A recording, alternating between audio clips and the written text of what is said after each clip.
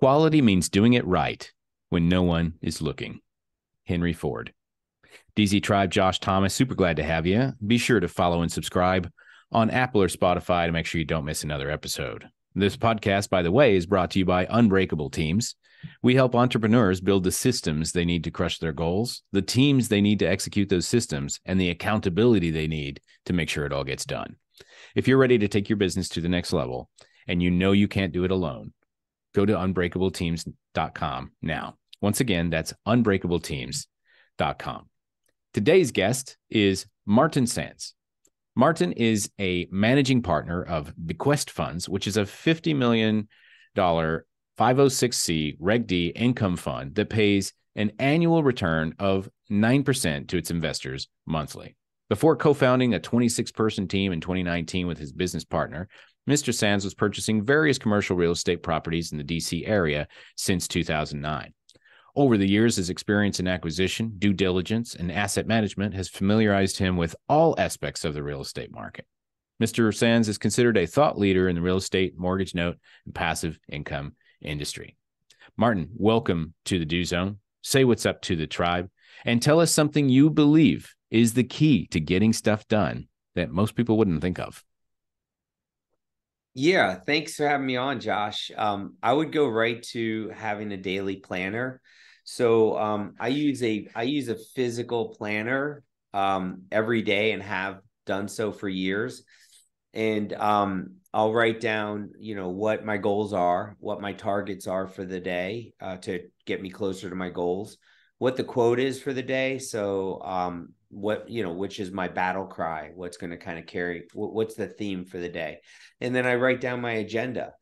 And then underneath my agenda, which goes hour by hour, I also write down tasks that I have to do. And then I check my tasks off as I go throughout the day. You don't need to have that kind of planner, but just to have that planner and then plan your day the day prior. That's my other kind of tip on that. Nice. I've seen so many different strategies for this when I asked that question. And I've gotten a lot of similar answers. I've got a lot of unique answers, but everybody kind of has their own spin on it. And so I love the fact that you said, hey, I've got a daily planner and I work on this every single day and I do it the day before. And whenever I finish a task, I mark that task off and I get that kind of relief. And so when did you start doing that? And why do you feel like that's so effective for you? Yeah, so I started doing this planner system about 6 years ago. But I've been doing physical planners for probably 12, 14 years, something like that. And I also use an Outlook calendar. So I do the digital thing because I need to coordinate with other people. But this physical planner is for me. And it's not just business related. I incorporate personal life, make sure there's a good balance in my day. And the key to this whole thing that I think is overlooked by many people is that it serves as an historical reference. So you can see that the progression you take in life, if you look at journal by journal, right, day by day, it kind of builds a storyline for how your life is progressing. Do you keep all of your planners and you store them? There's like a big warehouse of Martin's productivity. It is, and the warehouse exists in my wife's closet. That's awesome. As long as it's not your closet, right? Well, my closet's much smaller. Yeah, okay, fair enough. And so, well, that's fascinating that you the benefit of the physical planner is that it is an actual record of all of the things that you've done or not done or thought, or all of your different battle cries, as you called them. And I'm curious, do you go back and review those? And if so, what do you learn from them? Or is it just kind of like, because it's there, I kind of remember? Well, I do go back and reference things. So if I know that I'm meeting with someone and I met with them 6 months prior, I might go look and look for the notes, because I do journaling in my planner as well. So I might go look at, how the discussion went, what were some of my thoughts that I kind of picked up on, or if I wrote down a name in an email and I don't have it electronically, I'll go back and reference it that way. But I haven't gone back and kind of pieced together a whole story, journal book by journal book. I haven't done that. I think that would be interesting. Like, well, I mean, it would be, at least be interesting for you. Maybe it would be boring for everybody else to watch, but Well, so I have goals. I mean, they change occasionally, like throughout time. There's minor adjustments, and I kind of trend certain ways. So every day I write down my goals, and I might add something, I might remove something, and then, but I look at my goals I had 15 years ago or 20 years ago when I started business. I started entrepreneurship 20 years ago. My goodness. The goals I had then are just significantly different. So that's interesting to see how you kind of change over time. That's fascinating. And so let's go back to the beginning of this entrepreneurial journey. How did you get into this? And, you know, what were some of the motivations and maybe some of the challenges that you immediately faced as you made that decision? Yeah, so I'd say they were self-serving.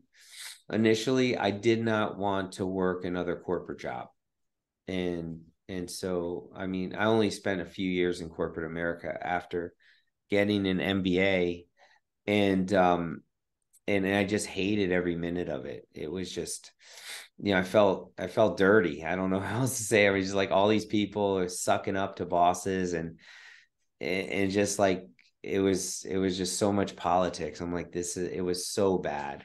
And so I went into business for myself with my wife, just knowing that I did never wanted to be in corporate America again. So, but then I just fell in love with it. The good, the bad, and the ugly.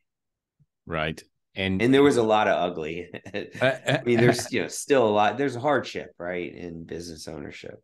And so have you pretty much done the same thing for the entire time, or have you kind of evolved and taken on different roles?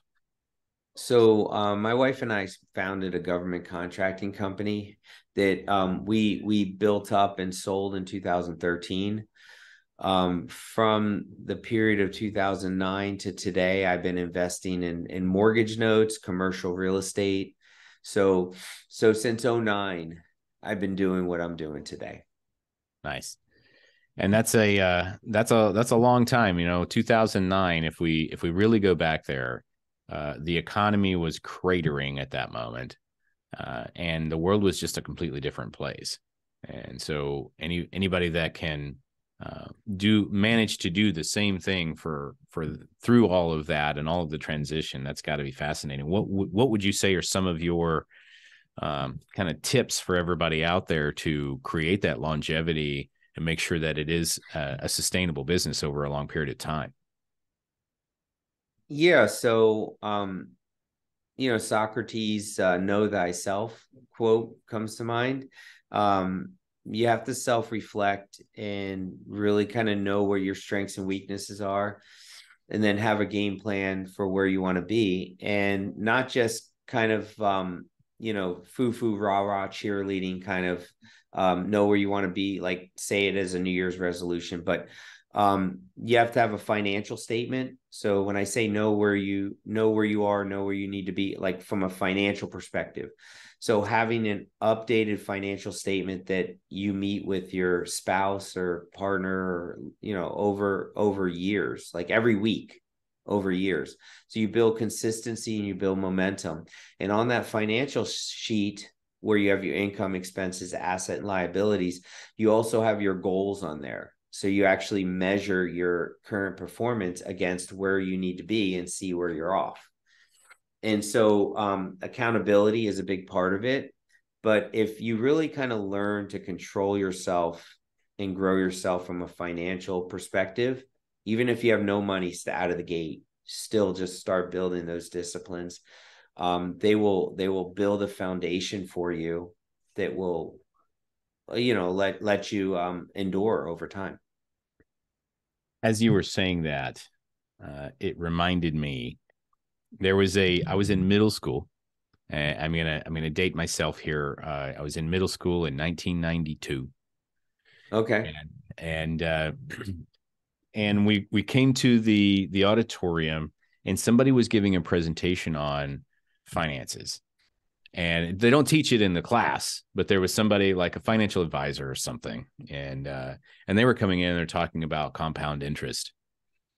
And I remember this to this day. I remember, now that you mentioned it, and I was like 12 years old, and he said, look, if you start saving some money and it's earning X amount of interest, he was talking about CDs, or, like the really basic, super basic financial tools. And if you put a little bit of money in today and you kept doing that for like 30 years, you would have millions of dollars by the time you're, 30 or something. And I was like, yeah, but who's got that much? Who's got that much money? And looking back, it was like not that much. It was like $100 a month or something ridiculous at the time. And I was just thinking, like, man, how many times have I been shown the way and I didn't take it because I didn't realize how important my financial health was until it was. And by then it's like almost too late, Absolutely. So I got a visual. Compounder is the app, and you put 10K in, 10% return, 15 years, and you're left with 44K, and it's just sitting there compounding. And the key is you got to find the right vehicles to invest in that produce monthly income in a consistent and predictable manner, and assets that are conservative, and where you have an understanding of the operator who's managing the performance. So if you start with that financial statement and you start taking control back over your financial destiny, don't give it to a financial planner, wealth manager. Don't give it to Wall Street. Don't give it to E-Trade. Give the power to yourself. Start learning and taking control over where your money goes and how your money grows. And you can let it compound and work miracles for yourself.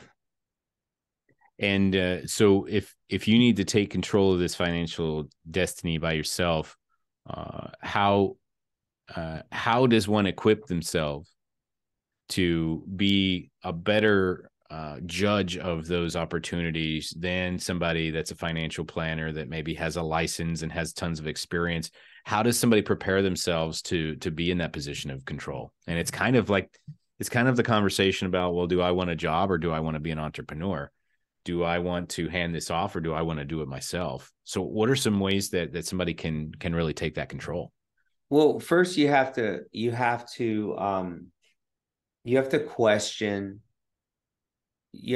question societal norms and understandings. And that is, a financial planner is in control. A financial planner has licensing because they have knowledge. Most financial planners are salespeople and they work off fees. And a lot of them aren't putting money themselves into the products they're telling you to put money into. And so they're working on commission. So that's kind of first thing. And so their best interest is not always aligned with your best interest. And they're selling you into Wall Street. And when you put your money into Wall Street, you're putting your money into a venue where you have no control over it. Not only do you not have any control over it, you're playing an appreciation game. You're hoping to buy low and sell high, and you won't know till the dust settles. What I'm suggesting is to start thinking about building your education where you can understand different asset classes yourself, understand what's required from a due diligence standpoint, an asset management standpoint, and you start building relationships with operators that have funds and opportunities to earn predictable monthly income. Mm-hmm. And then align yourself with those and start investing money into those opportunities. Now, we have one fund, we have an income fund, that's where I'm coming from. It's a biased perspective, but it's the perspective that has shown me financial freedom years ago, where my monthly passive income exceeds my monthly expenses. That happened years ago. And now I'm just trying to grow it. And not only that, I'm trying to spread the word of financial literacy and let people know that inflation, economics, political chaos, that's not going away. That's going to escalate. And the only thing you can count on is yourself. That's right.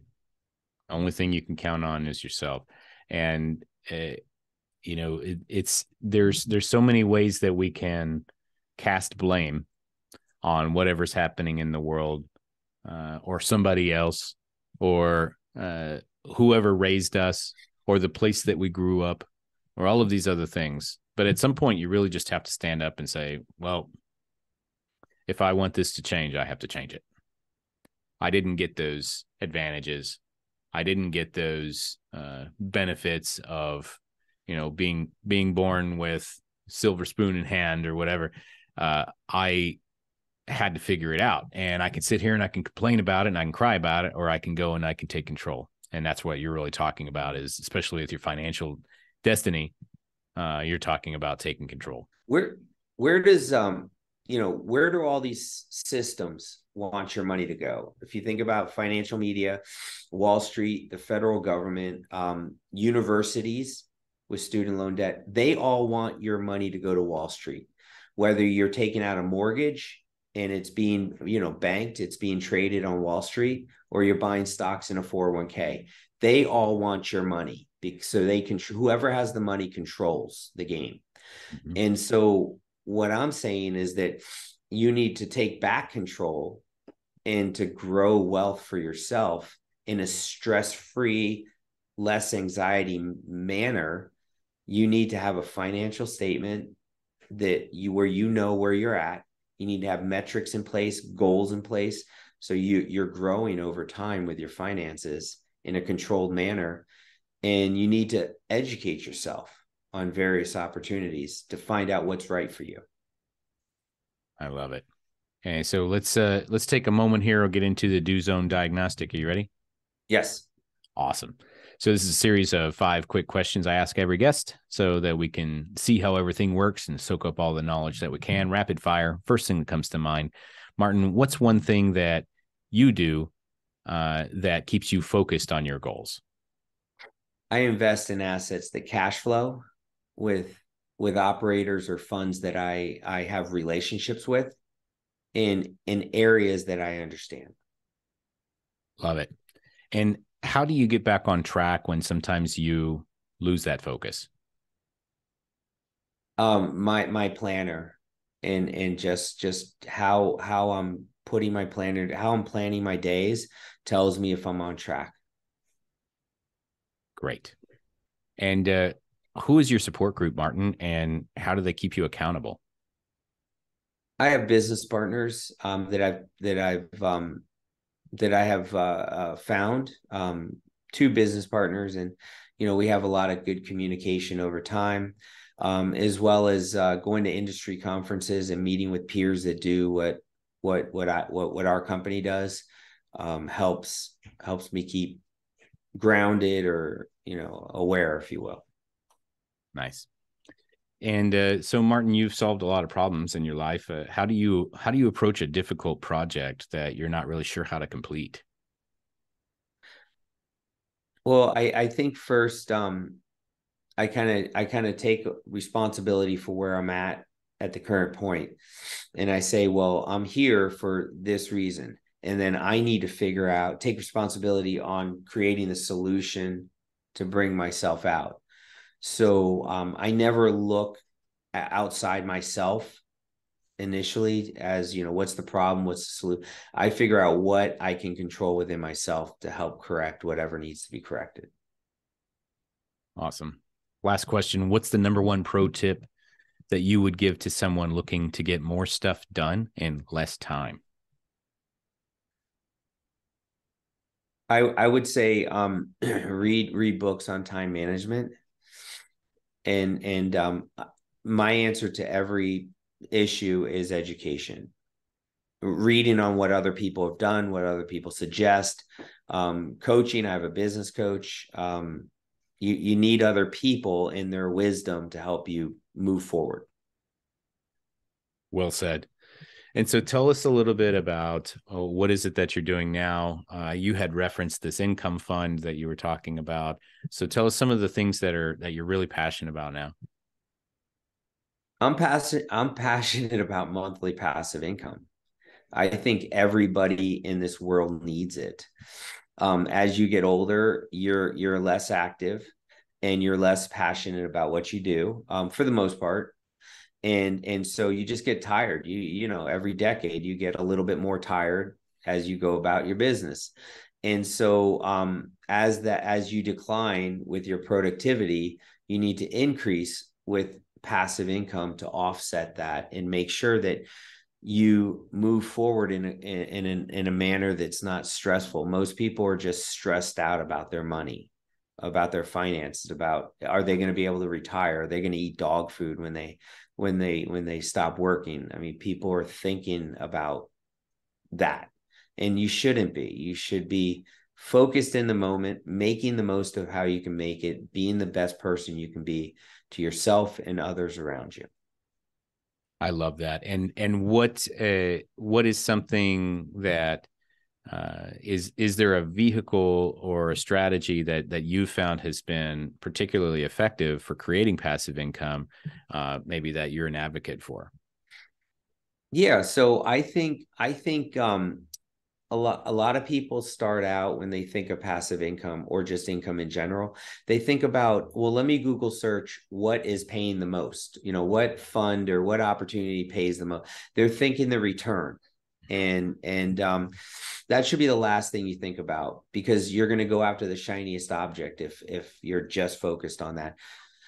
You need to focus on what asset classes that you have knowledge about and that you want to learn about, or you're passionate about, or you think morally these asset classes are helping society.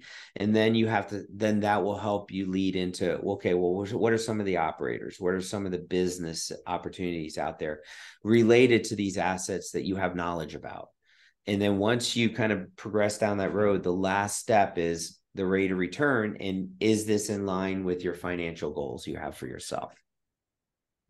Yeah, well said. So I've been in the multifamily space for a long time, and it's kind of there's this kind of hierarchy of decision making, and what you said just falls exactly in line. It's the same thing. If I'm going to invest with someone on a multifamily property, the first thing that I want to know is, are you a person of integrity first and foremost? Because if that's not in place, none of the rest of it matters.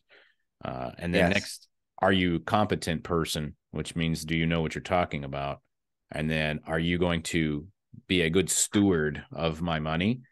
Not necessarily, hey, are you going to make me a ton of money, but are you going to take good care of it as if it were your own? And then the least important is, okay, well, tell me the details of this deal, because the only thing that matters, all those other things matter before the deal matters. Yes. Yeah, because then you get caught up into the shiny object syndrome, or you get caught up into the returns and how much money you're going to make. Also, I would add to the list, how much skin in the game do they have themselves financially? Mm-hmm. Awesome.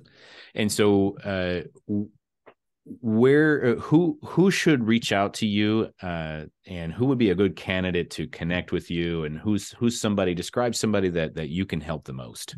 Yeah. So I'm very passionate about having a living financial statement that's updated weekly, and you meet with accountability partners on to help you in your life and you and your loved ones live a better life. If anyone wants, I have an Excel template.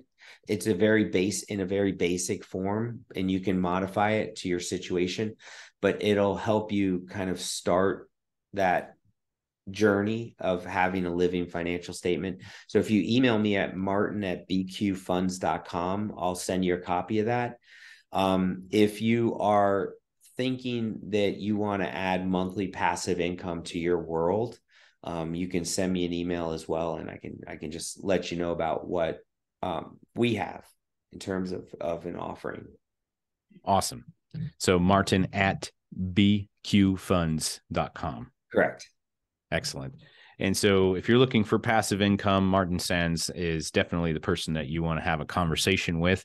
He may have some options for you that make sense. And then tell me one more time, you have an Excel spreadsheet that helps people put together a living financial statement, which is something you recommend everybody has and they update weekly. Yeah.